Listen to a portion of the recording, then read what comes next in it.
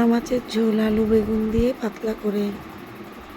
এখানে আমি মাছটা নিয়ে নিয়েছি, এর মধ্যে নুন হলুদ মাখিয়ে নিলাম। নিয়ে এখানে আমি বেগুন আলু আর কাঁচা লঙ্কা কেটে রেখেছি। কড়াইতে তেল দিয়ে দিলাম। এবার আমি বেগুনগুলো ভেজে নেব। স্বাদ মতো নুন আর হলুদ দিয়ে দিলাম। বেগুনটা ভাজা হয়ে গেছে, তুলে নিলাম।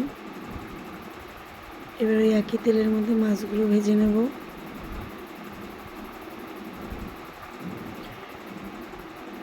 মাছটাও ভাজা হয়ে গেছে, মধ্যে কালো জিরে ফোড়ন দিয়ে আলুগুলো দিয়ে দিলাম। আলুগুলো ভেজে নেব। কাঁচা লঙ্কা দিয়ে দিলাম। স্বাদ মতো নুন হলুদ দিলাম। লঙ্কার গুঁড়ো, জিরের গুঁড়ো, ধনের গুঁড়ো, আদা বাটা, স্বাদ মতো চিনি, একটু সামান্য জল দিয়ে নাড়াচাড়া করে মশলাটা কষে নিয়েছি। এবার জল দিয়ে দিলাম। জলটা ফুটে গেছে, এবার মাছগুলো দিয়ে দেবো। মাছগুলো দিয়ে ভালো করে নাড়াচাড়া করে নেব।